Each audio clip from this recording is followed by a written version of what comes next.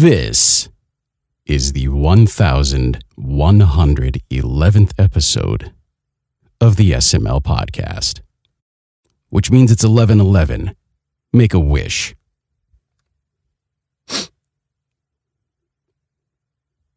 Right now, I wish I was Bad Bunny's dick. What do you mean, why?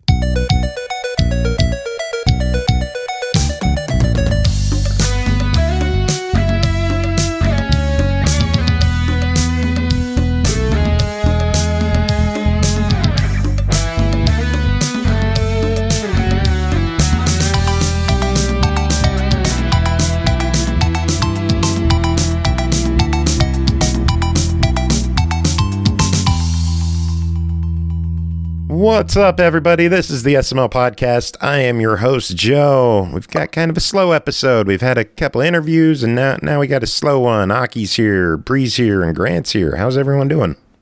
I'm alive. I'm here for the slow one, baby. We're just chilling on this. I am stressed as fuck. On the shit! chill It's not one. slow anymore. It's not slow anymore. But I had a lovely dinner and some beer, so it'll be okay. You need more beer? Cool. I've had beer with no dinner, so it might be even better. We'll see. Sweet. I only had the one fat squirrel left. We're out of beer.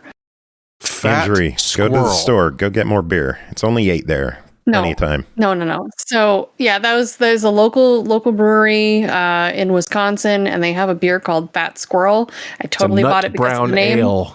Yeah, I totally bought it because of the name. No, it was pretty good. It was pretty good. I had a couple last night, and I had one tonight, and yeah. Yummy. Looks good. Having you feeling all right tonight? Yeah. What was the question? Have you feeling all What did you right ask? tonight? I heard. Have any feel all right tonight? That's what I heard. Is it having you feel all right tonight? All right. All right. There we go. Perfect. I'm drinking a Weekend Vibes IPA from Coronado Brewing Company, even though it is absolutely a Tuesday, and not the weekend. And I'm feeling fine. My cat is stressed out, but I'm okay. Why It's is your all cat okay. stressed? Because the cat's not allowed in while I podcast. And yeah. Why? Because he jumps all over my keyboard, and like I came in earlier and the cat was on the keyboard and had brought up all kinds of stuff on my computer. Excel was open. It had not been opened in years. Very nice. It's just all up in my stuff. Likes to claw the sound panels when I'm not looking. So it's just sort of one of those things where I need to, when it's time to work, it's time to work. You feel me? Oh, I hear a Yeah. cat. Oh, you can? Yeah. Yeah, I'm trying to I guess it's probably when I talk, the mic opens up. But yeah. Oh, cat sad has plenty to say. Yeah, cat is not happy. Claire's not home yet, so that is why cat is freaking out. Sad cat. We have these openings above the walls. We live in a weird California house that doesn't have any central air at all. Some houses are built like that out here, so we have these openings at the top, these slits on a wall that faces a hallway because it allows for circulation because there's no central air. And cat just somehow scaled the wall and ended up in one of those slits and then screamed at me and then jumped and just knocked over like all kinds of. I got this big Samus statue here. I got all kinds of stuff that could be like. Oh, and the cat's up there. Oh my god. No. Cat did it again. Oh no. Catastrophic. Holy smokes. It just happened again. Are we all there? Everybody cool? Yeah. We're here. Yeah. God. Was Bri correct? Wow. Was it catastrophic? Yes, it was. It could have been. Wow. Anyway, this cat is it's only 5 months old, but is the size of a horse, and it's a problem. I'll just say at this point. So, anyway, What's the kitty's name? Otho. Yeah, that's a character from Beetlejuice. From Beetlejuice? Okay. Yeah. Oh, I shouldn't have said anything. If you were actually going to call it, no Yeah. one knows Otho. He's the troublemaker in Yeah. Beetlejuice. Blue green. Yeah. Yeah, he's a black, somewhat long hair tear. Nice. He's also really sweet and amazing, but he's kind of insane. So, yeah. I've been very lucky Kitty in that talk. Coltrane will run across my keyboard constantly, but she'll always just like step in the open spots on the keyboard, like by wow, super up, down, lucky. left, right arrows, and then she'll step on like the front where the wrist guard is. She's really careful to not hit many keys too often. I don't know how that's possible, but I'm impressed. I'm very Coltrane. impressed as well. She's my baby. Oh, we were very worried because we had a huge storm the other week here, and our two backyard kitties, Callie and Oreo, they ran out of the yard when Ashley was shoveling snow to the gazebo where we have their little shelters, and then it snowed and they didn't come back. And for like 2 weeks, we've been worried about them, and they came back yesterday. And it was That's a good news. massive sigh of that's relief. great. Oh, we were so wow. worried about them. Well, that's good news. Callie and Oreo are back in our yard, and they're good again. So, Are you just covered in ice at the moment, like other places? Or are you or not so much? Yeah, because it's been like single degrees the past week. It has just been bitterly cold lately, and I think they're calling for like another inch this weekend, an inch or two we might get. But since that big storm, it's just been cold. Nothing's melted. Just frigid. Happens. Yeah. Yeah. Today was my first melty day. We were in the 30s today, so it was nice. Very good. Hockey's in Vegas. I have one. Fuck all y'all. Yeah, it's been like 60s and 70s for a while now. Okay, Grant, you're in California, right? How's it in your area? Is it nice there? It's wet. It's wet. Wet. Moist. It's all wet. That's it. Yes, super Yeah, moist. we're getting Speaking that bullshit tomorrow. yeah, you are. It's coming. We didn't take it all. You can have the rest. Speaking of moist, one Eric Peabody Viking guitar is visiting me for a few days tomorrow, which is fun. He's flying in. He's flying in from New York, and he's going have to hang give out him hugs for for me. a while. I will. I'll squeeze him. Like, this is a Joe hug. Nice. Yeah, Viking guitar is going to visit, so I don't know what we'll do. Probably drink whiskey and talk about Reaper. It's music You play recording pinball and all? It's Or probably is that what for we'll do. Beardo?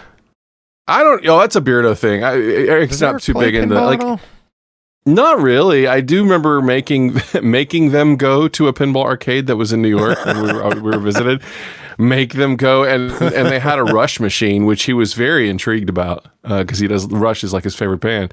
But no, that's definitely a Beardo thing. Beardo is the other one wearing a pinball shirt at MagFest. He's pin fam, but I haven't gotten Eric into it.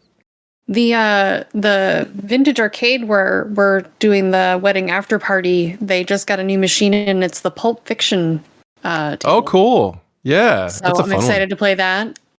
So yeah, It's a great one. It's really fun because it's a brand new machine, but it's designed like an old one.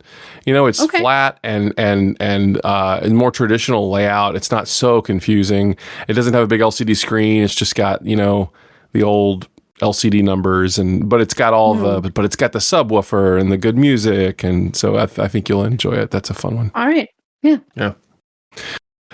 Speaking of a ball squad, I'm not even close to the thing for now. Hold on. I'll get the button. Still loud. My fault. Yeah. Yeah. A couple more days, we're gonna have Bethesda pinball tables. Are you excited? Yeah. Yes, and they're also a part of the pinball VR for the Quest as well. I'm So that's hearing exciting. on Steam they're not on FX. They're just on M. Oh, is that right? I don't know for sure. I didn't catch that. I've been trying to see, like, someone on their Facebook page asked for clarification, and they just said they're releasing on Pinball M. They didn't mention FX. So Okay. maybe Maybe there's a ratings thing. Ratings thing there. Maybe It'd be weird if it's on other platforms, but not Steam. That'd be that'd be odd. weird. Yeah, I'm excited though. Those 3 tables were awesome. I'm so pumped to see them come back. They were. It's interesting. Those are old enough that they still have the back glasses are still like they still emulate that old dot matrix display. You know, like the kind of like remember the old now they have LCD screens in all the games. Yeah, in the back. But back in the day, it was like there were dots, like orange just dots. red dots. Yes. So these tables are old enough. These were like right at the end of that era. They were still emulating the dot matrix display. It's a little harder to see. But yeah, it's cool. This is a good pack. I'm excited to try that out. Played them at all, so this will be fresh and shiny and new to me. Ooh, shiny and new. I remember when Mel came on like 4 years ago and accidentally mentioned that they were working on Bethesda, and now it's finally here. Yeah, it's true. It's true. What tables are you excited about, Mel? Oh, well, we're working on Bethesda, right? No? Shit. Shit. That's great. I will say this too. This is not a news night, but I don't know if it's coming out by Thursday, but the teaser went up for Pokemon Pinball by Stern. So that'll be. I don't know how much news there is for Bri to report on. Should that happen on Thursday? But we're there. Stern is doing a game themed pin. Well, TV show. Game themed, he has yet to be seen. Apparently, they have a bunch of the TV show licensed for the pinball machine. So, voice clips, I'd imagine. I would assume. I mean, I think the scuttlebutt is, since we're in it, that it's 2 voice actors from the series doing call outs, and then they have a bunch of however many episodes worth of footage from the cartoon. So that's really cool. I think so. I think so. More about that. Some rich Pokemon fans out there are finally going to get into pinball. What do new tables go for these days? Like 15 grand, something stupid like that? You can get this a Stern pre-order for the Pokemon is like 10,000. Oh, is it? They have like 3 different trims, let's call them, to be like cars, and so I believe the base model is 7.5 or 8. Yeah, it's like 9.7 right now. So. Wow, is it really? Yeah. 9,700 is what it says for this. Well, this is the premium edition, it says. So that's the premium one. Yeah. That's like the middle one. So there's like one for 7, one for like 9 or 10, and then one for like 12 or 13. Okay. Yeah. Yeah. Are you doing music for any of them? For what? For any of these? For Pokemon? Yeah, Pokemon. No. You have any more pinball tables in the works? I'm working on that. Making that happen. We'll see. We'll see how it goes. It is my intent to do another. So that's what I'll say. Is that like your dream accomplishment that you finally got on a pinball table? I don't know what it would be. Like as far as like being a part of another IP. I mean, like, someone might be like, is it your dream to be in a Metroid game? Not really, because I don't write music that sounds like it belongs in a Metroid game. You know what I mean? But pinball is definitely that would be really rad. I definitely have the themes I would want to write music for too. Like I feel like I would love to write. I don't think it's going to happen because Tom Cruise kind of sucks. But I wish they'd make a Top Gun pinball machine. I just feel like that would be a really, really good one. And I would love to make the music for Top Gun pinball. I don't know why I'm stuck on that specifically, but I just feel like that would be a lot of fun. You have contacts at pinball studios. Make it happen. It's not the pinball studios that are the problem. It's Sir Cruise. Be like, what's up, Mr. Cruise? Mr. Top Gun himself. I'm an Iceman stan anyway. Fuck Maverick. Whatever. Iceman for life. Anyway. Good stuff. I'm a Hot Shots guy. Oh, it took me a minute. Yes, I'm also a Hot Shots guy. There should be a Hot Shots pit. We need more comedy in pinball these days. Am I right? We need to get some anyway.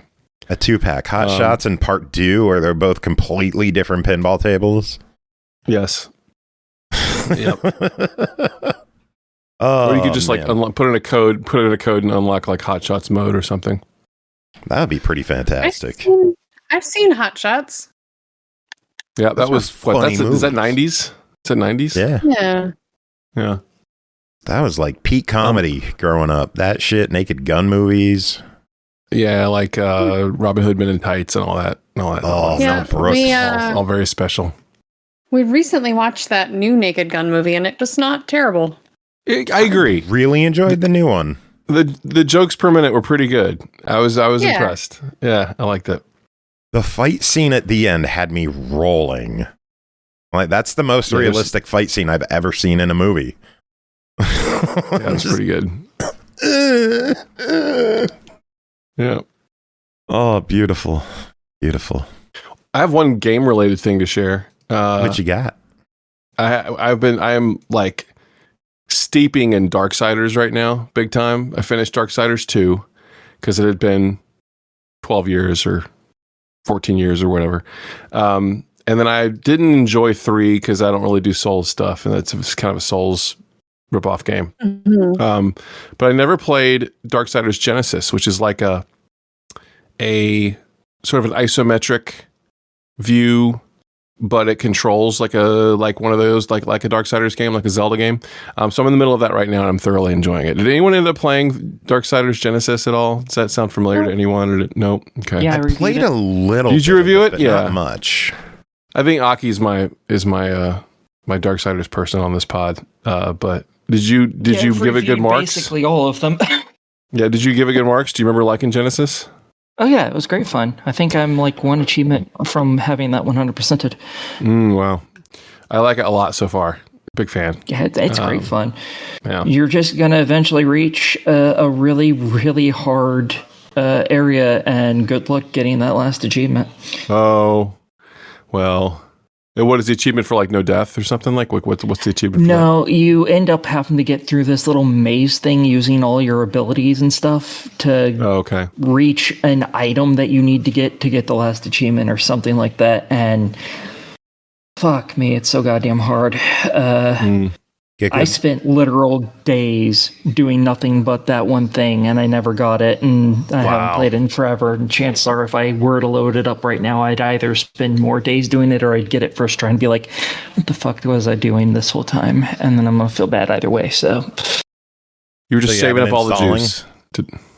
No, I do not. Like shit either way. You have it installing now, right? Yeah. You know what? Fuck it. I might as well. Goddamn. I have 8 gigs. Wow. I think it's probably big enough that I can install it. Maybe, possibly. I don't know how big that game is anymore. Not that big. I don't know. It's that was the small one. So I figure it might be within 8 gigs. Maybe with my luck, it's like 11, and I'm still gonna be fucked because I have 8.9 gigs free. Oh wow! You could find stuff to. Yeah, you might be fucked. I don't have very much installed. It's the really painful thing here. Almost everything I have installed is review games that I'm currently working on and a couple games that I'm trying to finish before I leave here. And they're all Ubisoft, and they all take up 100 gig. Yeah, they are. Yeah. Yes, you are not wrong. I know. I'm always right. I know. Letter... So I'm just really interested to see what this next Darksiders is going to be, because for the 4 games are the 4 horsemen, right? It plays war, and then death, and then fury, and then strife. So what are you going to do in the next one? I don't know. I was right. It is 11 gigs. You've got to be fucking kidding me. Oh, wow. Yep. You can find 2 gigs to offload. What can I delete here? What can I delete? I can't believe I'm getting Aki back on the Darksiders bullshit. That wasn't my intention. I want to know what all she has installed. What all do you have installed? What are the candidates for deletion? I have Avatar Frontiers of Pandora, and I need to finish off 2 DLC to finish that game. Yeah, did you try the third-person mode in that game? Yeah, I don't particularly like it personally. Yeah, I prefer first person. Not the best. Yeah. Escape from Ever After that I'm just trying to finish. No Sleep for Kamidate. Planet what? That doesn't exist yet. Nah. That was a demo. That was a demo. Yeah, totally. Carmageddon, Relooted, Kill It with Fire 2, Gracehole, and Assassin's Creed Shadows. As I said, almost everything on here is a review game. Shadows, you could probably kill the DLC. No, because if I delete the DLC, it fucks up the save. Does it? Yeah. Because I know I just never installed the DLC for it because it's huge and you can't play it until you beat the game. So why install it? Well, I finished all of them. I actually have to play through the game an entire second time to get the last 2 achievements. Chop, chop. I'm missing 2 achievements in it now. It took me about 200 hours to finish the game. Well, There's no you chop, just have chop. to speed run it through. You don't have to do all the side stuff again. I might be able to speed run one of the achievements. The other one actually does require you to do all the side stuff again. Because there's an achievement for collecting 2 golden weapons that are special weapons. You get that for actually completing the main story, which is something I could probably do in within 10 hours. I can easily get that done. But then there's also an achievement for getting to level 10 knowledge, and that requires me to do all of a couple different types of side quest things all over again through the entire game. So I have to go to every one of the regions find all of these all over again. Does it not count your first playthrough, or is it just that high of a level that you have to do it twice? Oh, you have to go through and get all of them 2 different times in order to actually get to that number. So I've done them all in the first game, but I'm at level 7 or 8, and now I have to play through the entire thing again and reobtain them all to get to 10, because it keeps track of all the knowledge points that you got the first time. Now you have to go and collect them again, so you have twice as many. So you're just a glutton for punishment. Yeah, basically. Makes Thankfully, sense. they're not hard to do. It's just time consuming as shit because I have to go and find them all over again. Nothing about these 2 achievements is hard. They're both extremely easy. It's just I have to go and redo it all over again, and it just takes a lot of time to do. It's that's all it is. It's just time consuming. Nothing else. I don't have that kind of time anymore. Makes me not want to play those games. That is very fair. I would not suggest Mirage is the one I would suggest if you don't have a lot of time, because that was a nice short experience. They added DLC to that though. Like today. Yeah, and I need to play that. Wait, today? I knew they had a while ago. Maybe it was maybe it wasn't today. Maybe it was just that I noticed it today. But yeah, maybe they added a DLC made late last year. The only email I got from Ubisoft today was, "Hey, Avatar's going in Game Pass." Yeah. Hey guys. Maybe I just noticed it today for the first time. I don't know. By the way, did you get that email from Ubisoft? You could get 7 days of Game Pass they're offering. Oh, I don't know. I don't get probably emails just from if you're. Ubisoft. It's probably only if you're not currently a subscriber, right? Yeah. Probably. It's to help promote it being on Game Pass. Yeah, sure. So, because it is on Game Pass soon, not now. I don't remember. Yeah. Delete Carmageddon. Fuck Carmageddon. I've played that enough. I'm doing that review today. I don't need that game on fuck Carmageddon when we're about to review it. I mean, you should at least wait until afterwards if you have a verdict on it. It's not a verdict. That's just I need room, so it can go to hell because I need room, and it's not quite the smallest game. No, God, no. That's going to take a while. You could. That's going to take a long fucking while. No, I'm actively working on that every day. Actually, I know that. So that's the only reason I'm keeping Kill It With Fire on, or else I would delete that. But I'm actively working on that. I think someone got that for me recently or something, and I decided I wanted to try and finish it. I didn't think it would take that damn long. It's taken a lot longer than I thought it'd take. I was going to say, Kill It With Fire 2 is a bit meatier than the original game. Yeah, just a little bit. So once that's done, I'll probably get rid of it, and I'll probably reinstall Carmageddon, actually. Unless I get another review game that I need to put on here. I do want to beat Carmageddon. I don't think I'll be able to do that before I leave my grandparents' house, but maybe. We'll find out. I'm just going to say, having a Series S and picking 2 Ubisoft games that's like stupid. Playing hard mode right there. Yeah. Yeah. if I had just done Avatar's Frontiers of Pandora instead of Assassin's Creed Shadows, I would have already have had this done and deleted a while ago. I really wanted to play Assassin's Creed. Is it done? It was. What? Not completed, but are you done with like Assassin's Creed? Or are you going to play it more? Oh, I'm definitely going to play it more. I'm going to get as far into it for my second playthrough as I can before I leave. And then I'm done with it until I get back here in winter. I'm looking at my Series S right now. Granted, I have the 1 terabyte, but even still, I have 172 games on mine. You know why? Because I don't have 100 gig games on my Series S. Yeah, you have 100 and something. I have 9. My just 9. Biggest game is 22 gig, and that's Lost Odyssey, which is a 360 game.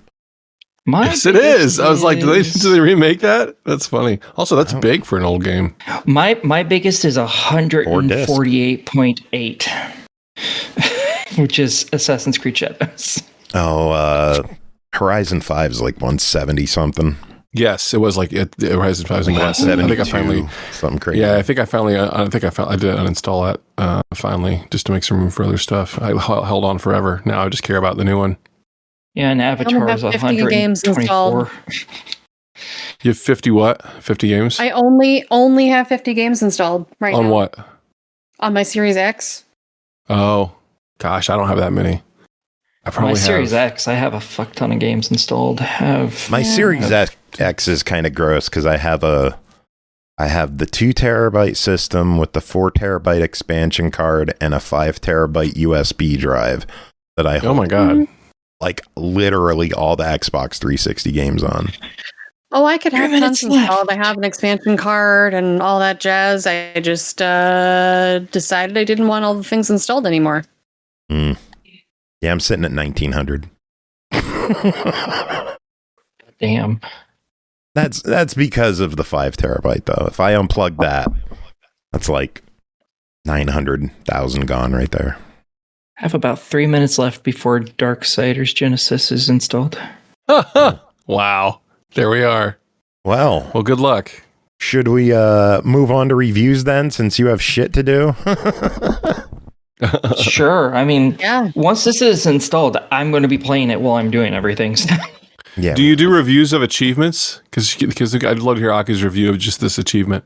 You know what I mean? Just like this one we thing. don't, but if you ever have a question about any achievement I've memorized basically every one of my games, and I can give you the gist of, once I look up what the achievement was for, I can tell you how fucking annoying it was. Oh dear. I'm really good at that. So, first game to talk about. How do you move on from that? I don't know. First game to talk about tonight, Carmageddon Rogue Shift, developed and published by 34 Big Things, released February 6th on Series X and S, PS5, and PC for $39.99. The year is 2050, and the world you know is a post-apocalyptic wasteland. Hey, 14 years away, we're getting there. Hordes of nightmare creatures... 20. I'm bad at math. Hordes of nightmare creatures, the wasted, lay siege to humanity. Every night the streets are overrun, forcing everyone to barricade themselves in their skyscraper homes for survival. There's just one chance to escape all this, the Carmageddon. These deadly races promise power, prestige, and valuable prizes to the participants. Most importantly, the champion wins the right to attempt the perilous journey that leads to the spaceport beyond the mountains. The only one left? The only chance to flee this dying world.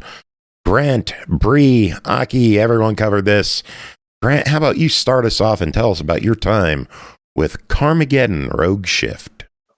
Sure. Well, just to set up the kind of game it is, we are talking about a formula that is very different than the original Carmageddon.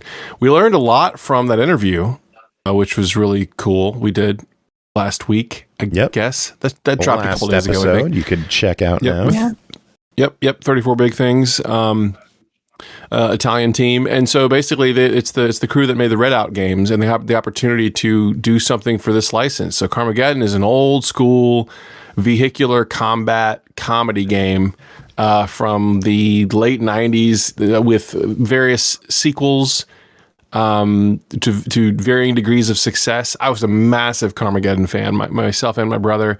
It was just really stupid, really silly, but had really good physics and really good car damage. So they have basically taken the idea of Carmageddon and turned it into a roguelike. So it's a roguelike racer where you sort of select your path down a series of tracks similar to something you might see in like Outrun, where there are forks in the road. You can choose which path you might want to take, which will lead you to different kinds of garages and different races of different difficulties. And then you with boss fights at the end of each world, and you race until you die. And then you go back to the beginning, and there's a certain amount of there's some permanent currency that allows you to then upgrade your vehicle and your driver and other elements to then start over again and attempt to beat Carmageddon, slightly upgraded. So very the traditional roguelike formula. And it's a really interesting take, I think, on racing. I've not played a roguelike racing game before. I kind of want to play more. I want to see what's out there because I think it's a really interesting idea. It's sort of the idea of playing arcade racing. Arcade racing games were always roguelikes. They were always like start from the beginning. How far can you get? And it's all about, passing the checkpoints and getting time. But it was always there to steal your quarters. But what if you could upgrade yourself just a little bit at a time, every single time, and eventually beat the money-hungry game developers, right? Actually make it through these games without being a god at them. That's kind of the idea they've taken here. And so we've been playing. I don't know. Bri, you got any quick thoughts on your time with Carmageddon? So I just kind of commenting on like things that you were just saying, like I thought like the runs or the race path had like a pretty clear progression, but it got a little repetitive for me because I really sucked at the game. I did like the like permanent upgrades. The black market catalog upgrade path was clearly inspired by Helldivers 2. And that was easy for me to follow because I've already kind of gotten into that. But I'm not a big roguelike person. It was an interesting thing to kind of mash into that genre of like Destruction Racer, and it was definitely an interesting twist or shift, if you will. She was serious, Joe. That was she was being serious. I don't know what you're laughing at. I don't know what you're laughing at. I'm sorry. It was uncalled for. I agree. I really like the whole Helldivers aspect to the upgrades, the layout and the tiers and the progression. I think that's a really cool way that Helldivers and a cool progression system that they brought into gaming, and it's nice to see another game kind of like build off of it and do their own thing with it. I would love to see more of those things arrive via DLC and updates, so you could get more cars and weapons and see what else they could come up with, but I guess it depends on whether the game is successful or not. Aki, sure. What are your thoughts on Rogue Shift? It was pretty fun. I rather enjoyed it. The only complaint that I had with the entire thing was that the enemies, you get to blow them all to hell, which is fun, but then they come back. But if you get blown to hell even once, you don't, and that makes me sad. Like I want to beat the game by killing all the other people and always coming in first. That would be awesome. But they always respawn. It's like, oh, well, you guys can just go suck a dick, can't you? Good point. Then they kill me and I'm just dead. And it's like, oh, what the hell? That's a good point. I have a thing that irritated me, actually, kind of on Aki's behalf. That it was the first time you launched the game, you're immediately thrown into this tutorial intro sequence where you kind of have to finish the race before you get to any of the settings options. And then immediately after, it's like, oh, hey, big time photosensitivity warning. And then you can adjust settings that make that accessible for people like Aki. So fascinating. I don't even remember the training level anymore. Yeah, but like once you get through the settings, they have some decent options available, like alternate and or customizable control schemes. They've got like available adjustments for like field of vision or field of view, motion blur, color vision deficiencies, camera shake, even game speed.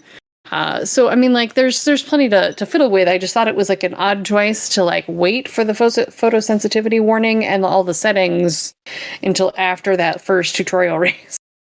I thought the warning came first. I know the settings came after, but I'm pretty sure the warning came first. Yeah, not for me. It didn't. Huh. I thought that was a little weird. Yeah, very odd. Yeah. Oh, Grant, any other thoughts that you want to add to the game? Yeah. I do. I actually like. I feel like there's a lot I really, really enjoy about this game, and I kept trying to think of where, and I would get stuck to it. I would do several runs in a row, then do several runs the next day, and I've made incremental progress. And I think that if I had I think that a lot of people are having. I think that all the parts are here, but I think that the physics and the control of your vehicle are difficult. You're controlling really heavy machines that are going very, very fast. And it's really easy to get turned around. It's really easy to, there's a thing that racing games do with heavy vehicles where when you steer, there's a bit of a delay in your car steering. It's how you handle things to make things feel more real in games like Horizon and stuff like that. But with a game that involves this much combat and that feels as twitch and is as high energy as this, I feel like they could have worked a bit to try and make the handling feel more friendly. So when you spin out, you aren't so frustrated, or have the perks increase handling for all vehicles incrementally over time. So you just keep feeling more and more nimble as you play. I feel like you're this heavy lumbering brick no matter which car you get. I ended up landing on a car that had the laser as a default, and it was pretty spry, but still was heavy as hell. And I know that in the cars, your car should have weight and everything, but I think like if the game was Twisted Metal levels of fast and fun, like unreasonably strange physics happening just for the sake of having full control over everything at all times, I think that there'd be people would be a little less critical on the actual gameplay experience. That's my take. That's the one thing I think they could have eased up on. They like in the car descriptions, they talk about the rear wheel drive versus the front wheel drive, and that stuff is super important. If you don't know how to drive a rear wheel drive car in a simulator, don't even bother because they're a mess. Like you're going to oversteer constantly and run. Like it's insane trying to control a rear wheel drive car in a racing game, and they pride themselves on that. But this isn't a sim, you know what I mean? This is an arcade game. So I feel like they could have dialed that back just a little bit to ease people in, or at least have like a physics-friendly option. Like, here's the arcade mode versus the kind of like heavy lumbering, sim heavier. Yeah. But man, I love the way... in a zombie game. Yes, exactly. Yes, in a zombie game. We mow through 100 zombies this round to get extra money. I love the weapons. I love the fact that they're one tap. You don't have to hold buttons down. You tap them so you can control and you can concentrate on driving. I think there's some really fun stuff they do in here. But in the end, as far as it being fun to play, I do think that for people who aren't car game people, and I happen to be a car game person, I can see why it would be a bit of a turnoff and is hard, even on lower difficulty settings. So it is a tough game. That's my big critique. It is a tough game, yeah, for sure. But I did enjoy my time with it. So, yeah, I think Grant just really kind of put all the things into voice that I probably couldn't, because I struggle with driving controls, even in easy mode. But I think for me, and I mentioned this, I think earlier, that I thought some of it was a little repetitive, like there weren't as many race types as I would like, but also I was repeating the same thing over and over a lot because I was pretty terrible. So where I just kind of wanted to drive over things and relieve some stress, like I found a roguelike system in place that I just wasn't as interested in. It was a neat genre blend. And I also only have the reputation or legend of Carmageddon franchise to compare it to. Like I never played any of the original games. So I also don't know what I'm missing out on. Teak, please get down. So yeah. Oh. But no, it was like a really well-made game. I just don't know that it was for me. Sure. Yeah. The graphics were good. The music was really fun. Yeah. Yeah, the music was fun. The original game is how I discovered Fear Factory. It was demanufacture era Fear Factory, like 1997. So, you know they were my first concert. Is that right? Fear Factory, Static X, and Dope. Wow! Oh my gosh, that's a vibe, Joe. Number one. Man, Billy, Electric Factory. Crazy. In a place called the Electric Factory, no less. Yeah. Rad. Well, yeah, I mean, they the thing about the old Carmageddon is they were these heavy lumbering cars that you didn't have weapons in the old Carmageddon. You could get them as a part of, you could get them in pickups, but it was mostly just like slamming into cars and pedestrians and trying to destroy. You could either race or destroy each other were your options. Of course, most people wouldn't do the races. They would just run into each other. So they kept that. But this is a very different format. This is very much a racing game. You can't kill everyone because they just come back to life, as Aki said. So, it's some interesting choices. But I had fun with it. I think that it's may not be for everyone, and the price is what it is. But I did have a good time with Carmageddon Rogue Shift. All right, well, let's talk about the price. It clocks in at $40. I need some verdicts. What do y'all think? I could definitely give it a try. Again, I feel like the game was there. The game did what it was supposed to do. There were definitely points of interest and familiarity, and yet, it had its own feel to it, mixing up genres and that sort of thing. But it just ultimately wasn't for me. So I think try it's I think it's good. I think the price is decent for what it is. Just wasn't personally for me. Grant? I'll give it a try it. Try it or wait for sale. I hope they are able to continue to tweak it. I hope that they are able to perhaps include multiplayer at some point, if in fact the game does well, because this game would be perfect for something like that. But I did enjoy my time with it, but I do know it isn't for everyone. So if you're able to do your research, if you're a car lover, I think it'd be a lot of fun. If you're a Carmageddon fan, I think it's a lot of fun, but it's definitely not for everybody. Aki, what about you? I'm totally for it. I love the game. I am not particularly amazing at the game, but I do rather enjoy it. It's real fun. Totally buy it. Cool. And what makes you happier, this game or Darksiders Genesis getting extra achievements? Probably Carmageddon at this point. It's not have 5 achievements to get on this bitch, and I am not stoked about that. Oh, extra? There's new ones that you didn't. I think so, because I think I only had one left, which was for getting the Leviathan landing core or something. And now there's a way to tell. What's the total? Give me a second. I think it's 30 now. No, yeah, point 30 wise. it says. Point wise.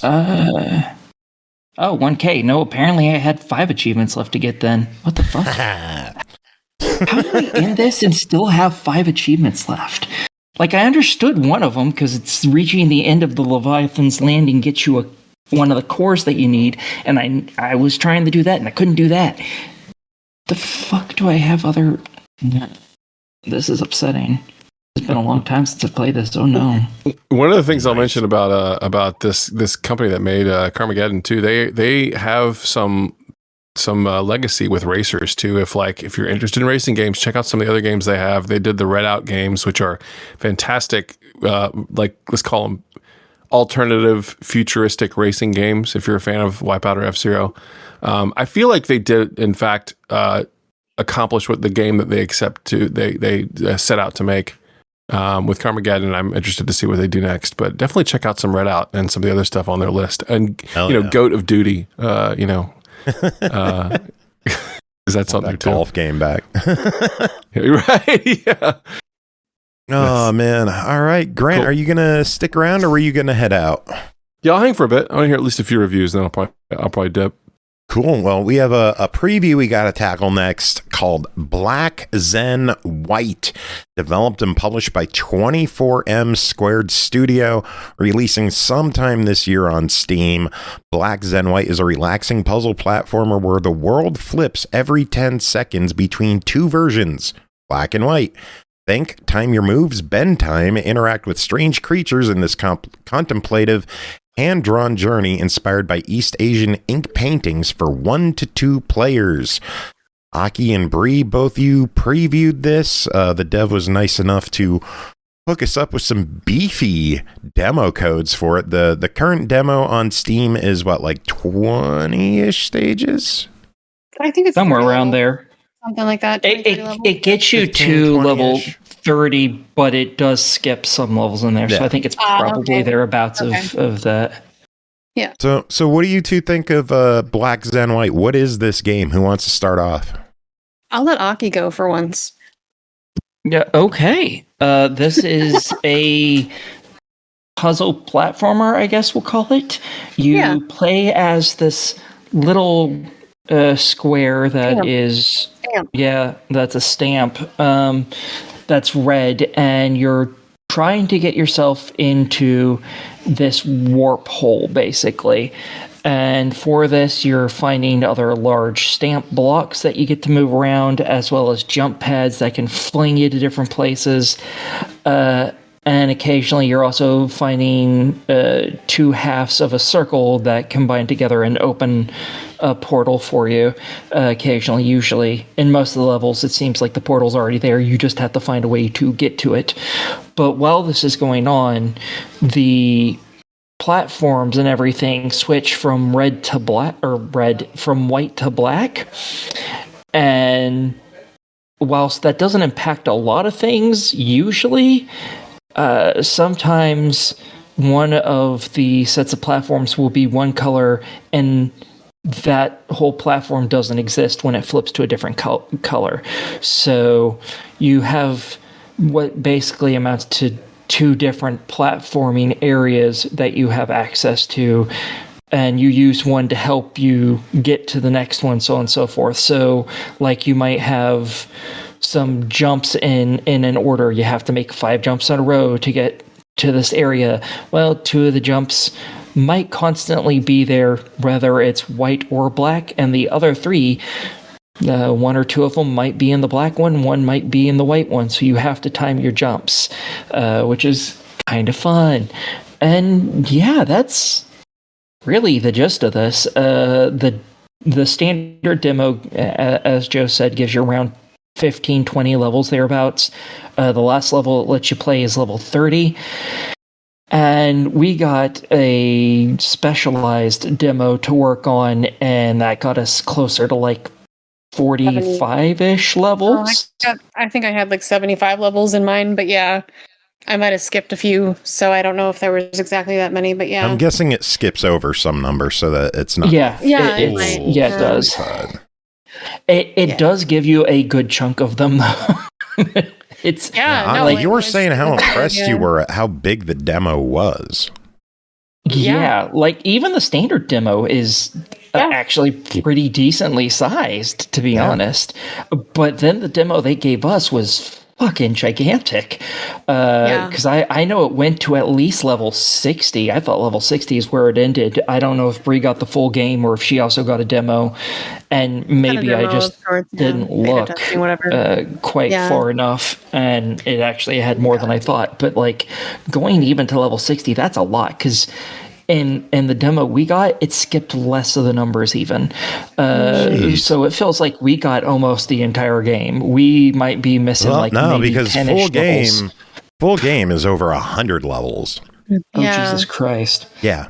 With so much. 5 to 7 hours of playtime. Mm-hmm.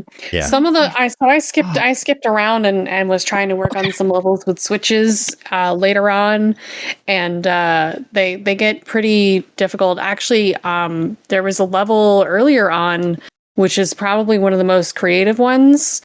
I'm trying to find my note, but it was a pinball. It was called Pinball Wizard was the name of the level. And it was set up like you had to jump on a little platform and knock another box off and then move that up through the pinball using different bouncing techniques, the little bounce pads. So you had to like figure out how to move this one box like a ball across. Teak, goodness, calm down. You have to move the ball across teak? What? Yes. But no, it was, and some of the levels were like real head scratchers too. Wow, we don't know when the game is coming out. They said the planned release date is sometime this year.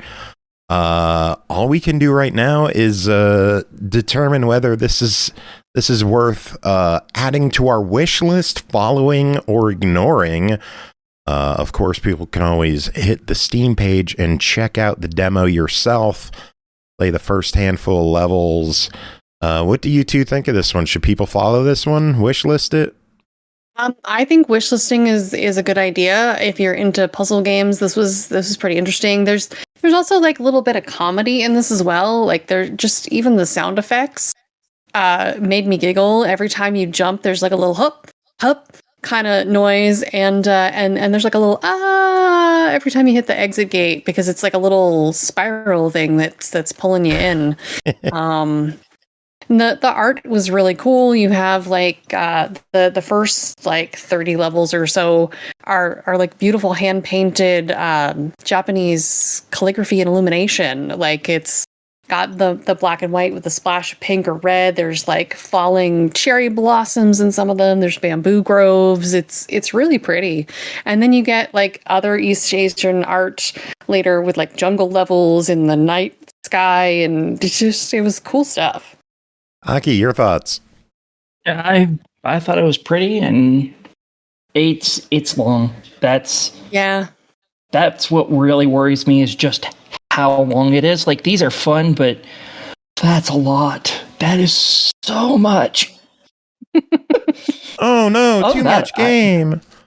They gave me too many levels. Sometimes that kind of is a thing.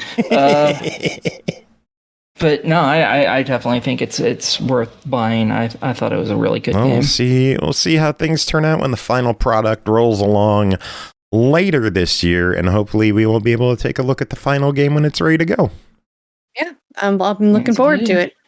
All right, Bri, I guess you were going to be heading out. You're tagging out as Pernell is tagging in. Pernell, how are you doing?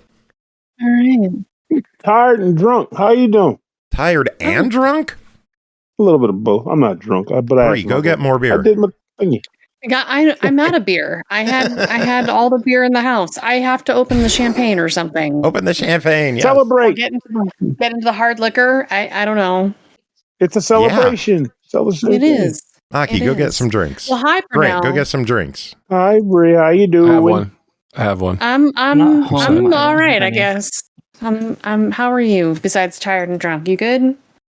I'm hanging tough, more or less, but overall, not a good. Generally, not a good week for me. But at the end of the day, can't complain, but so much. Yeah, exactly. Well, solidarity, friend. All right, fist bump. That's fist right. Bump. Whatever that looks like to the ages. Yeah, the digital fist bump. Well, it was lovely to hang out with all of you, but I am going to bounce, work on some reviews, and get some stuff done around the house. Do you have any final words before we let you go? Fat squirrel. Yeah. That squirrel's had it. What? You'll have to listen to the show, Pernell. Yeah, you'll have to listen. Oh, yeah. That squirrel. Right. Have a good one, everyone. See you later. Oh, Pernell, how's your evening going? How was board game night? It went well. It was a little quieter than usual, but I can attribute that to the snow on the ground and people probably sick as all get out too. So, but we had a fair number of people and games were played. And people enjoyed themselves. So, what more could I want? What'd you play? Well, I played Honey Buzz, and it took way too damn long, but it was fun. And then I played Scout to wrap up the night. Mm-hmm. It's a bee economy where you're basically drafting and pulling tiles to create hives, to produce honey, to sell to a market, and fulfill orders and such. It's a cool little game. Well, what letter grade would you give it? I don't grade games, you know. It's fun. I don't know, like a fun. It's a fun out of 10. That's right. It's a buy. Yeah. 5 out of 7. Nearly perfect. That's right. Well, not a flat out of 7. It's a buy. I mean, I can say that. Does anyone know the 5 out of 7 joke, or am I the only one who? No. You gotta look that up. I don't think I'm old enough to know. You're so old.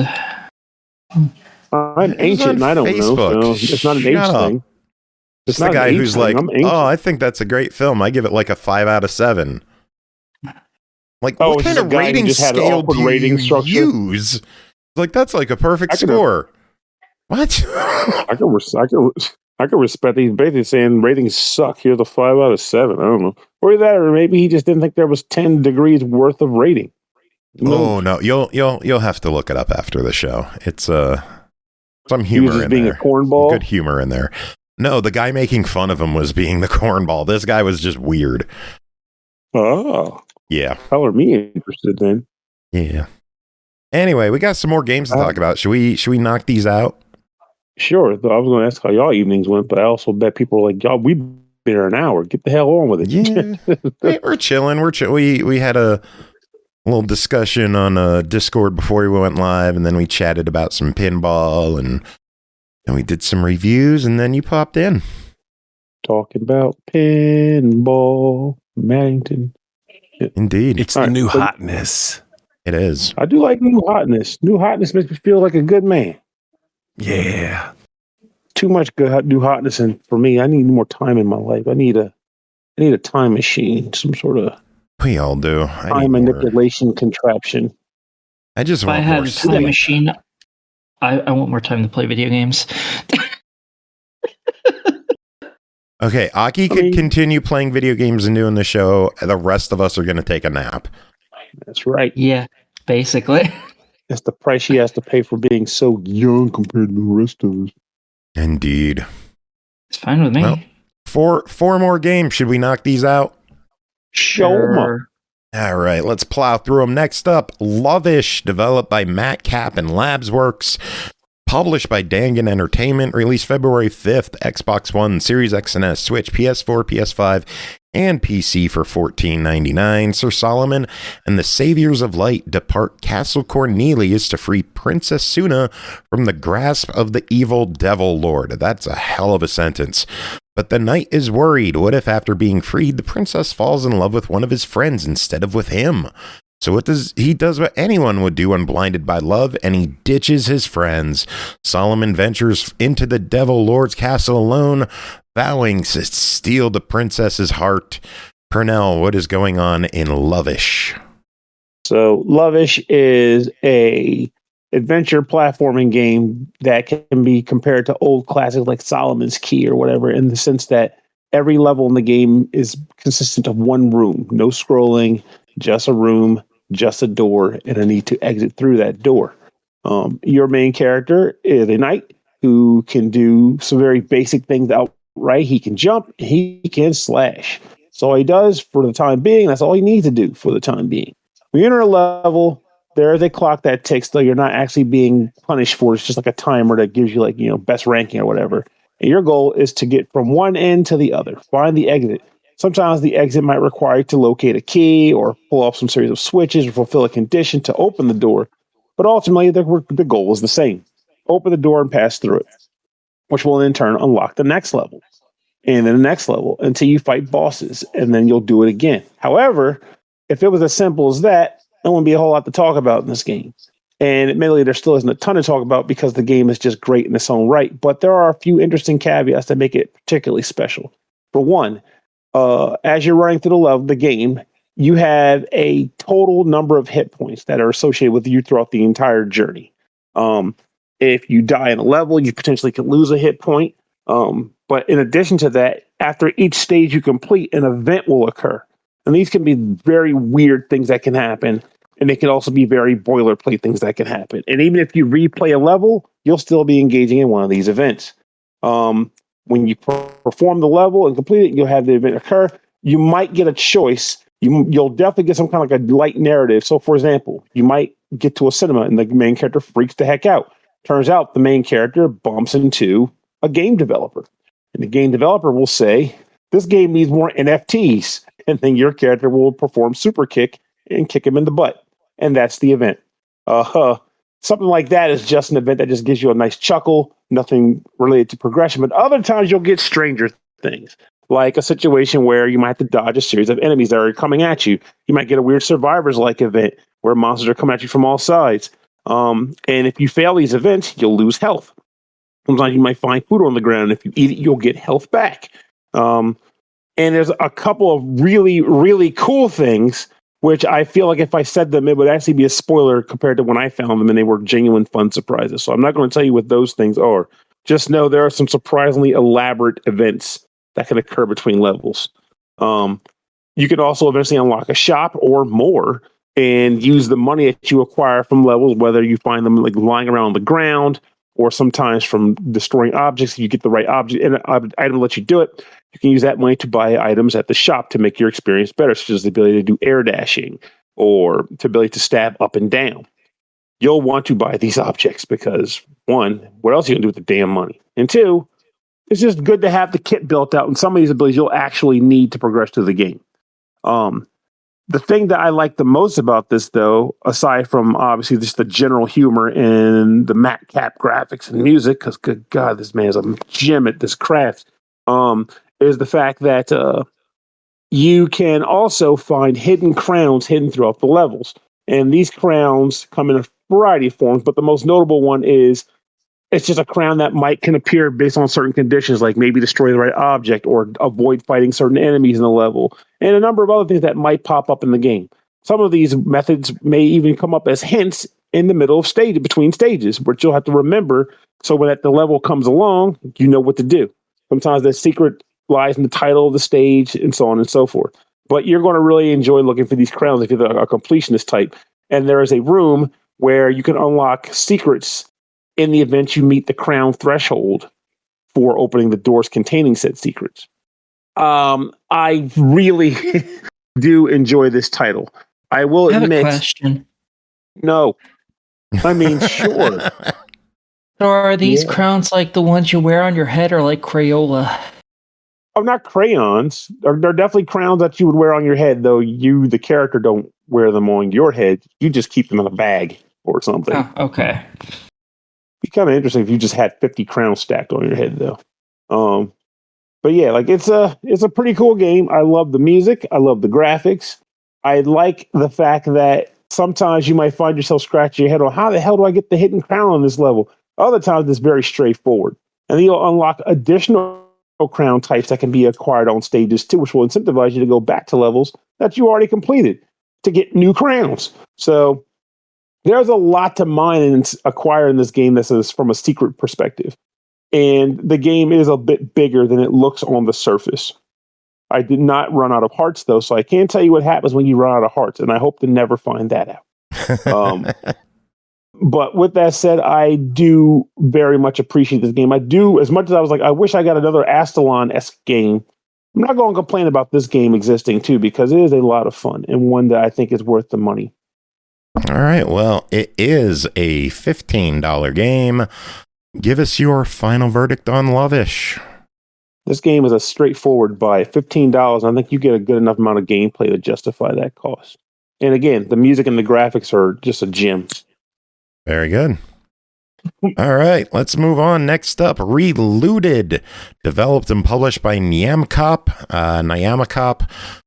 Nyamakop. Released February 10th on Series X and S, Xbox, PC, Steam, and Epic for $14.99. A crew, a job, a plan, and RELOOTED. Toss those ingredients together and you've got yourself a classic heist, but with a few twists. Your crew members are everyday citizens with pretty normal careers from different countries in Africa. The job is to liberate African artifacts from Western museums. And the plan? That's up to you to create. Aki, what is RELOOTED? Okay, so this is a platforming strategy game, we'll call it. You play as a young woman who has been called to come save her dumb fuck brother because he's a dumbass, and he's gotten himself in trouble. So you have to go in and do all your gymnastic speed runny stuff to go save him. Woo! And then he pulls you into his life of crime. Dun dun dun. Turns out he and your grandmother and some other schmuck that used to work for your grandmother or was a student of your grandmother or something, who fucking knows, have all decided to go and steal from museums and private collectors. And the reason for this is that a law was passed that stated that anything on display that belonged to Africa needed to be repatriated back to them, i.e. it needed to be sent back to them because it's fucking theirs. You can't just steal it and keep it. It's time to send that shit back. So a bunch of places decided to do what a bunch of places realistically would exactly do. They decided, well, since the loophole is it has to be on display, let's just take it and hide it and make it private to where only rich people can come see it. Woohoo! So you've decided, well, you know, it's been years since this law came into effect and next to nothing has been sent back, so fuck these guys. We're just gonna go and take it. Because guess what? They can't report it stolen, because then they'd have to report that they were hiding it away and not sending it back, which was illegal in the first place. Yay!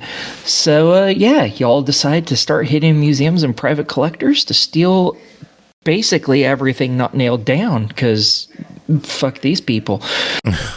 And as you continue through the game, you get new characters who can do new things, and you don't play as any of them. Instead, they'll show up in certain areas around the map, and you get to determine different things that they can do.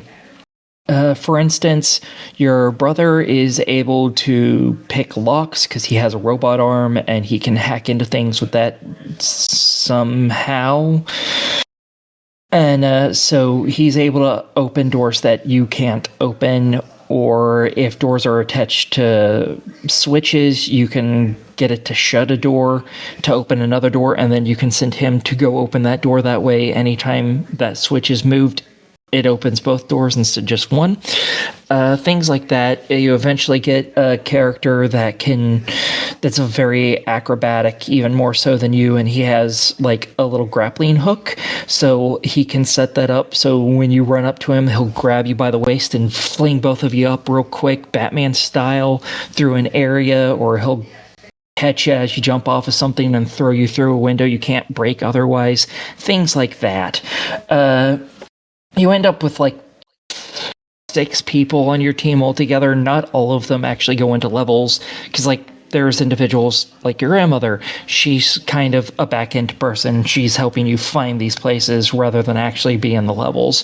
You end up with 3 people that go into the levels with you, and I'm not going to bring up the third one. You can find it out on your own. And every level there's certain artifact or artifacts that you need to obtain, and then there's always some optionals that you can pick up, and others that for some reason instead of picking up you just scan them. I don't know why you weren't stealing those too, but whatever. And when you get back home, you end up with this base that you go to, and every individual character has a different floor, different area that they tend to be in. You can talk with them. It just adds a little life to the area. It doesn't actually impact anything, no matter how you answer them or what have you. But there's also 2 other places in the base that are kind of cool. There's an area that holds all your ill-gotten goods, because at the end of the game, you're supposed to, I guess you're going to submit this to the museum in Africa that's where all this stuff is supposed to be getting sent back to. So you have all this stuff looted, and you can go in there and actually read up information about all these artifacts, because all these artifacts they seem to be real, because like when you're getting information about the artifacts and stuff in game as part of like the planning phase, it'll bring up pictures and they look like they're real pictures, which is very awkward when everything else is very cartoony, and then suddenly they're talking about this person, bring up a picture and it looks like a picture from forever ago, and it's like, oh, okay. Wasn't expecting that. So that's really cool. And it also allows you to replay the mission where you got that and so on and so forth in case you missed some of the scanned items or you didn't pick up all the optional items that you could have picked up, things like that, just so you can recollect all that stuff because there was achievements for that. So they're doing things smart. There's also a VR place that, again, also allows you to replay levels. It doesn't just let you play just the actual missions. It allows you to replay different areas, like collecting all of the different characters is technically missions as well, and you can replay those in the VR area as well as different pieces of training just in case you've left the game for a while and you're like, I don't remember what this character does anymore, and I'd like to know before I go into the mission just so I don't fuck things up by being stupid. You can replay those that give you training on the different characters and how to use them effectively. So it's really nice like that. The voice acting is amazing. The art is fantastic. It's really quick to play because when you actually go into levels, you're setting up how to steal everything, including interacting with like robot guards and breaking open different windows that aren't attached to like security systems so you can quickly get through things, or setting up boxes or tables under doors that after an alarm goes off would shut, that way you can still get through it. Things like that. It's really fun. And then once you get caught by something, either by breaking a window by accident or picking up one of the artifacts or something, then it's a chase level.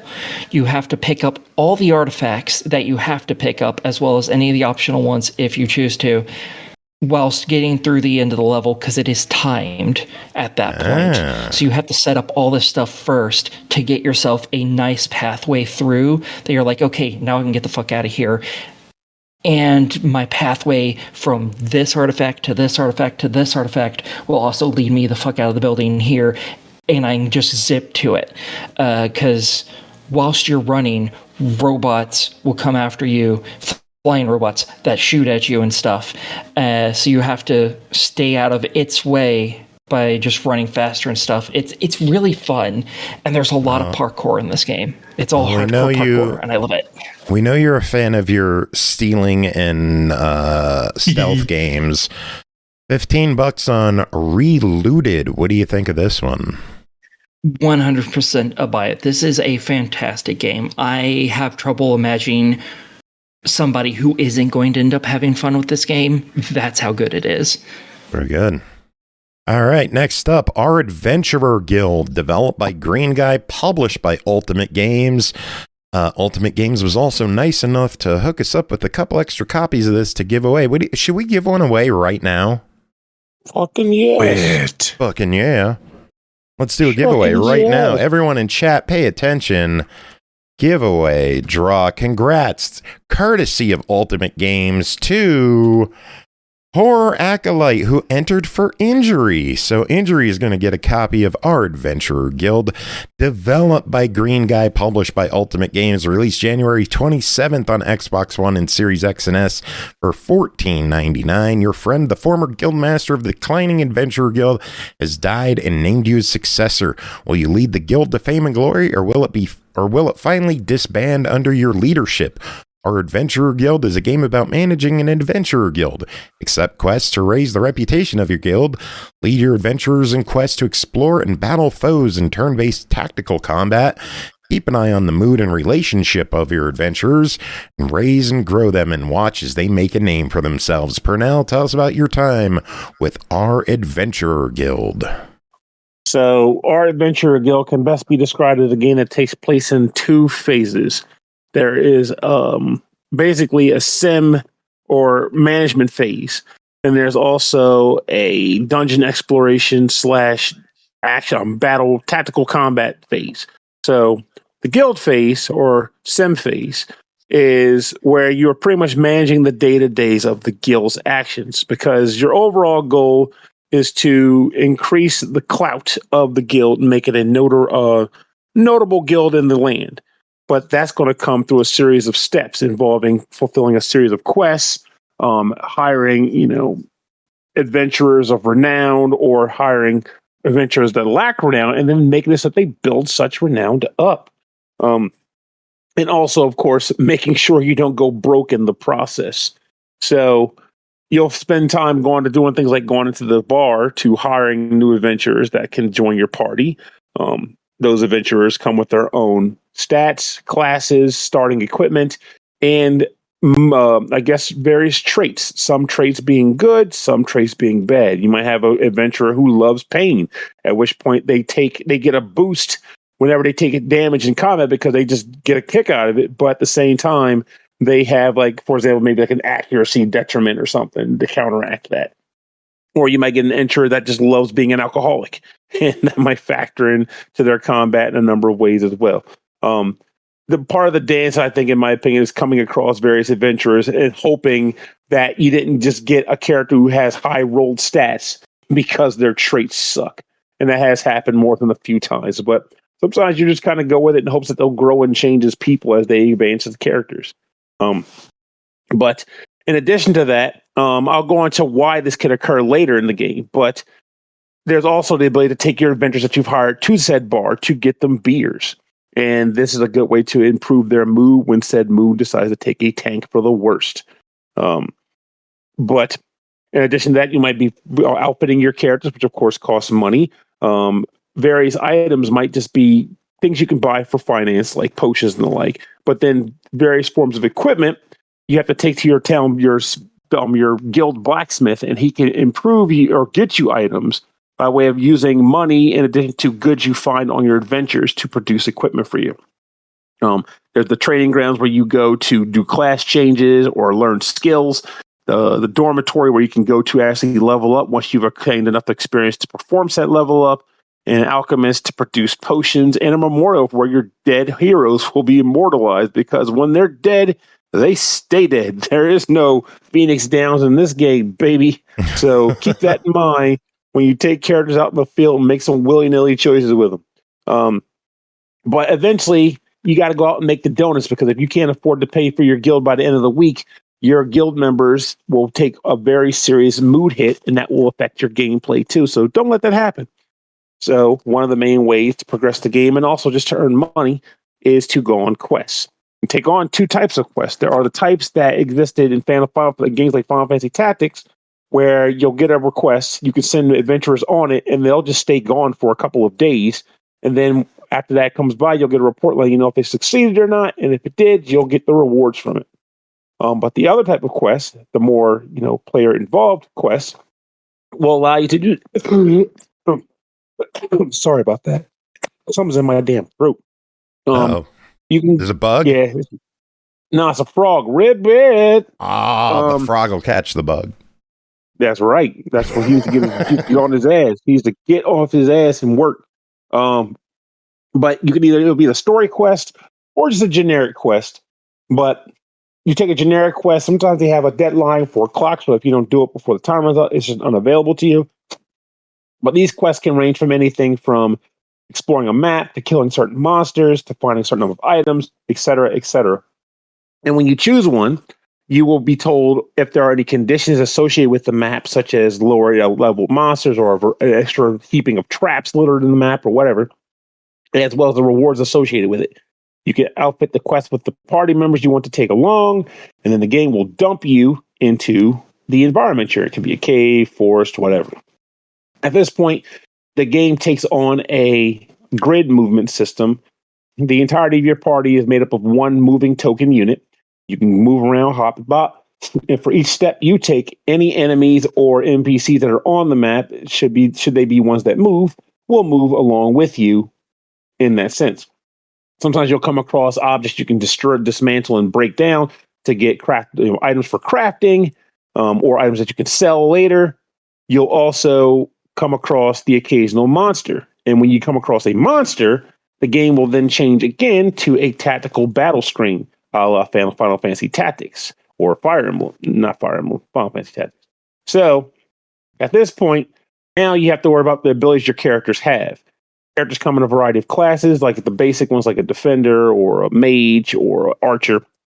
And each of those characters have their own skills, of which they can learn more as you level up and gain skill points. And even additionally, advance in higher advanced class structures when they reach the high enough levels to promote themselves, if they live long enough. Womp, womp, womp. But, yeah, that's right. SpaghettiOs.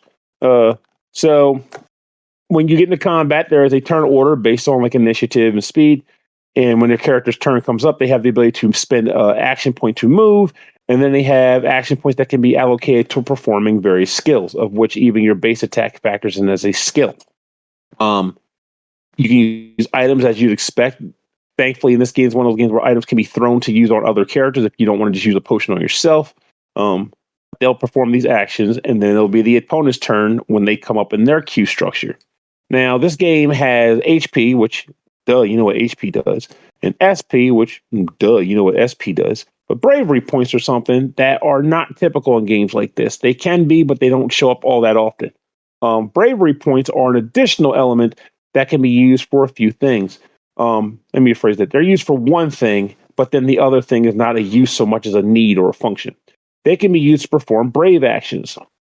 Brave actions are special abilities that can turn the tide of battle when needed, and they are generally very good things. For example, you can't really risk having a missed hit on this particular attack, because if you miss, the enemy's going to wallop the crap out of you. Well, guess what? There's an ability to just make a guarantee hit using heroic hit.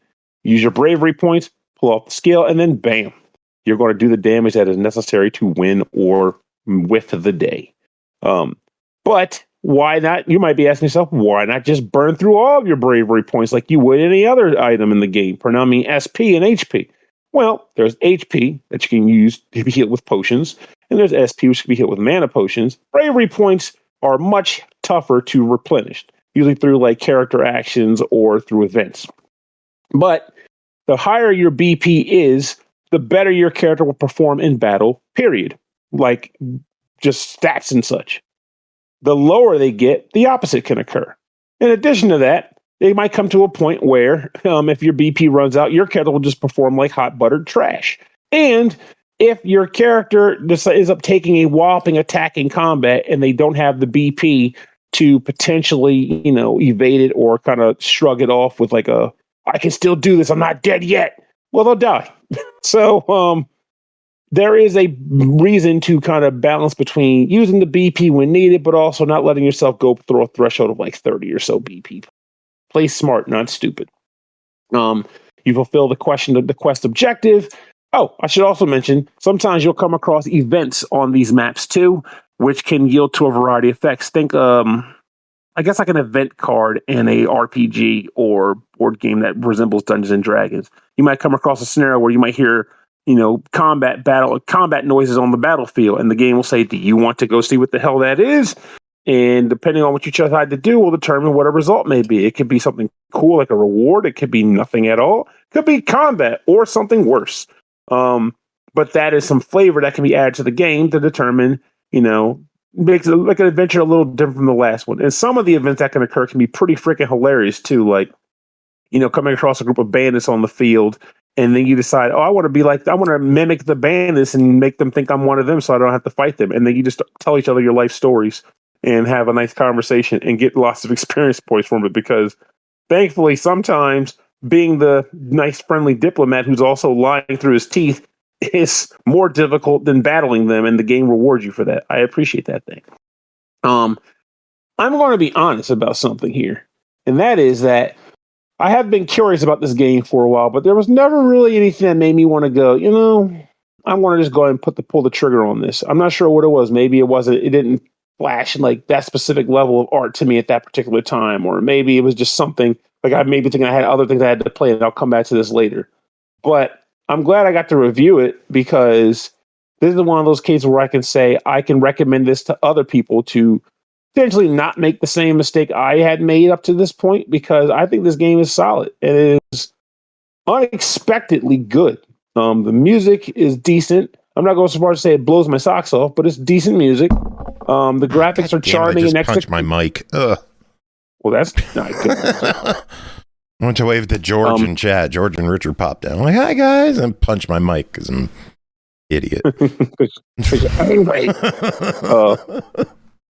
the graphics and execution are nice looking. I like the character art. The writing is pretty funny. Sometimes it will annoy me because of things like, for example, the main character and the supporting the guild master's wife who's helping you along. They hate each other, and literally every dialogue they have with each other is just like, I hate you too. Go kill yourself. Okay, I guess no.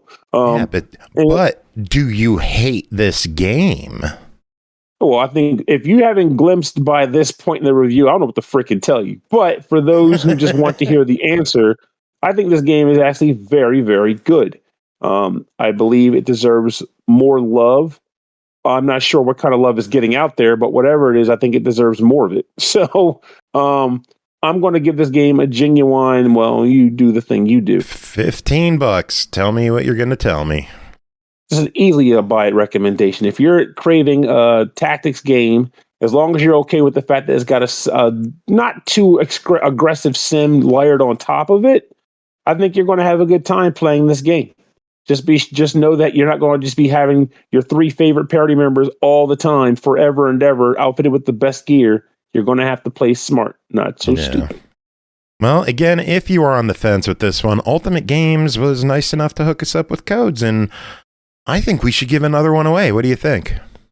I guess so. No. Grant, what do you think? Should we give another copy of the game away? No, don't give it to Grant. I was joking, you muppet. Give the damn code away. These people would love it. Grant, tell me what Pernell won't. Pernell doesn't want to give games away. What do you think we should do, Grant? Give him the Pernell. Giveaway draw. Congrats to Sir Khaled, who just won a copy of Our Adventurer Guild, courtesy Ultimate Games. We will have one more to give away at the end of the music, but we got one final game to talk about tonight. That is called Chumini Tiny Army, developed by Guilloteam. I like that name. Published by Abiding Bridge. It released January 30th on Steam for $4.99. In this survivors-like game, summon an army of tiny Chuminis to battle waves of forest demons.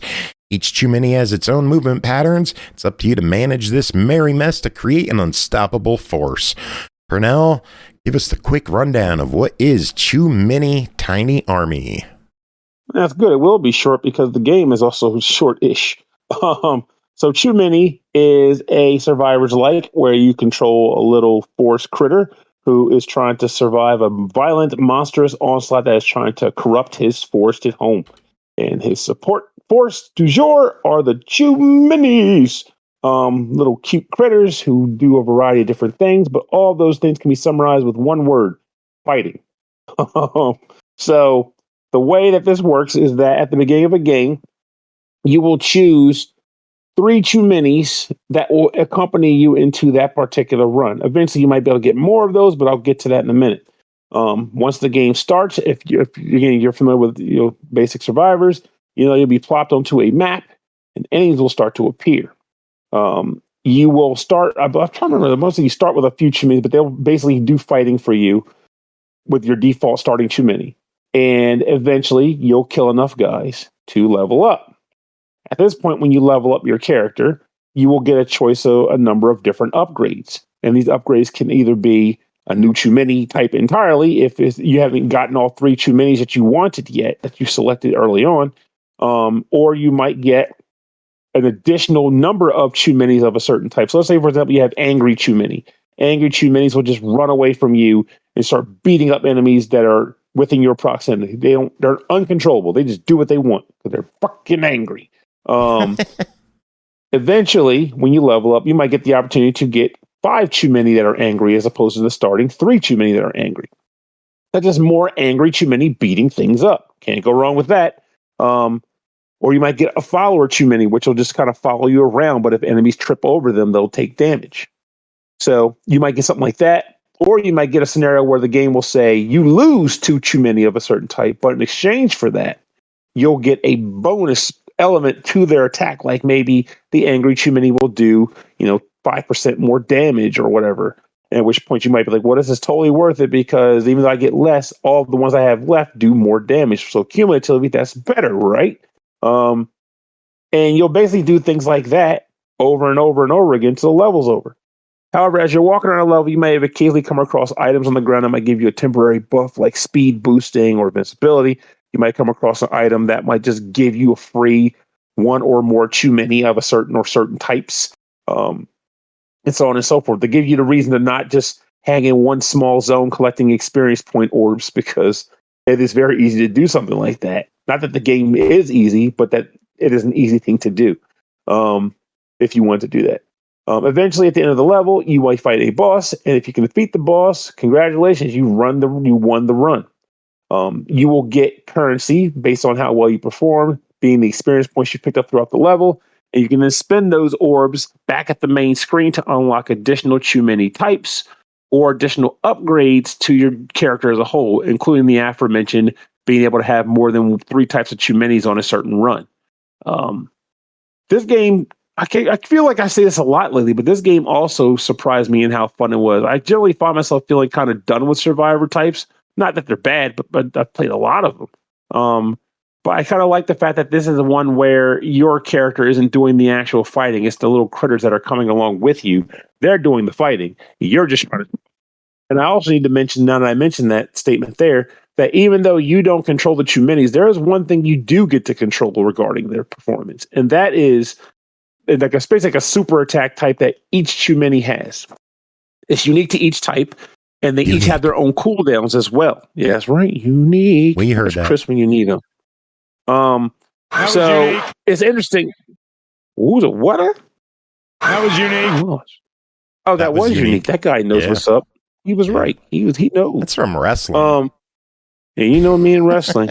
So fluid. But the interesting about this is that what? I am lost. That's a guy's laugh. He was laughing, but I am so confused. I'm going to start talking now. We'll see what happens. Beat you to it. So it's the individual abilities that the Chuminis have their own respective cooldowns associated with them. One might be 30 seconds, one might be 20 seconds, and they can change based on the abilities you earn through level ups too. When you press the special ability button, every ability that has reached this cooldown point will trigger simultaneously. And then those cooldown numbers will reset. Any abilities that did not reach their cooldown yet, their cooldowns will also reset to their original number. So the game makes you kind of do a certain dance where you're forced to determine when is the right time to get the most bang for your buck. Do you want to trigger all your abilities at once? Do you want to trigger the one that's needed right when that time occurs just to keep going? Et cetera, et cetera. And therein lies the rub of the dance. So I think this game is a lot of fun. I wasn't expecting it to be what it was. I also was kind of expecting to be kind of burnt out on the whole genre at this moment in time. But I think having the characters kind of follow you around and do their own thing while you kind of slightly facilitate their antics has a nice little change that I haven't experienced in this style of game. And I enjoyed it.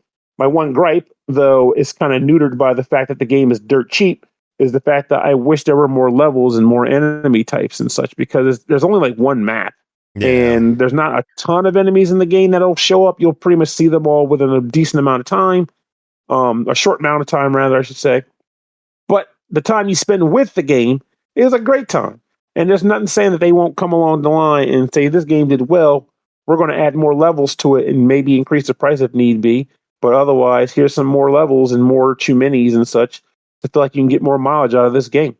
Yeah, under the Steam page on the store, it does say what you won't find in our Survivors like for now. Different maps or levels, different playable characters, and endless replayability through unlock. So I guess they're just, telling customers, keep your expectations in check. This isn't going to have everything that other games have, but again, it's a $5 game, so it's not like they're asking for mountains of riches for this one. Oh, yeah. And I will say, it doesn't have to have infinite replayability. I mean, I'm definitely not the guy that needs that much. But I will also say sometimes when you appreciate a game when what it does, it's fair to want more of it. It doesn't have to be infinite. Just like, hey, here's another level or two, or here's another couple new enemy types since we had time to make them, you know. So, and I know you played on it. How did it perform on the Steam Deck? Without a hitch, it performed perfectly well. Very good. Like I didn't come across any hiccups or anything like that. Steam page just has it listed as playable, so I guess they got to honestly, get the verification, but it works fine. So just more people need to go through and give it their request. I buy games that straight up say unsupported, and sometimes it works out, sometimes it does not, and it's sad when it does not because I bought that game. I think Aki reviewed it a few weeks ago. Onirism. I bought that game on Steam like months, like actually years ago, well before it hit 1.0. And it was always unsupported. I was like, it'll become supported eventually. It never did. It never did. And it performs like terrible garbage. So, ugh. But all right, sometimes it doesn't. Chumini is $5. What do you think of Chumini Tiny Army? I haven't said it in a long time, and it's fun to say it now. Fuck it, why not? It's $5. You'll have a good time. It's short but sweet, and what's not to beat about that? It's fun. Fuck it, why not? Get it. And just to show a comparison on how, like, Square Enix could sell millions of copies a game, and they're like, this was a failure. This team that released Chumini, they put a post on their Steam page celebrating 1,000 copies sold. So, A, congrats. I'm going to buy it to celebrate that. And 2, good luck on your future projects. We hope that this is a good start and that y'all become successful. But $5 it seems like this is a good starter. So yeah, they're going to move on to Chumini 2. Too many. You choose me. That's right, Chumini. Chew fast, chew furious. Play it. I'm in. Let's do it. I want Chew Fast, Chew Furious. I want that game next. Oh, with that, we are done with this episode. Big thanks to you two for hanging out through to the end. Big thanks to Grant for coming on, chilling with us. Big thanks to Bri for coming on, hanging out with us for the beginning part of the show. Grant had to take care of his cat, so he was like, lighting out. Cat is exploding. Love you. So, oh God, that doesn't sound good. Yeah. That sounds gross, actually. Music this episode, since we covered ourselves some Carmageddon, why don't we end with some Super Mario Kart? Oh, we're gonna go with the heavy stuff because Carmageddon's a heavy metal kind of game. You need some heavy metal kind of music from Mario Kart, right? Yeah, I guess so. Bowser's Castle from the OneUps. Waluigi pinball cover. Oh, that's not Waluigi pinball. Yeah, but Carmageddon is like heavy metal. Bowser's Castle is heavy metal. The OneUps. Do you remember? They're not quite heavy metal, but they'll get there. Do you remember back when we were talking about Darksiders Genesis, and I'm like, oh yeah, I'm either going to spend a lot of time on this thing, or I'm going to get it right away. No, I was because it's all platforming, like pixel perfect platforming. I was one jump before getting it. I'm so annoyed. Very good. Oh, fuck my life. Pernell, any final words to end the show? Honestly, I wish I had some. I'm running on fumes right now. Play more board games. How about that? I'll just laugh at Aki. Video games are cool too. I wouldn't do that. That guy would though, but I don't know. And that laugh just was perfectly timed because I just died right when that went off. Okay, that's funny.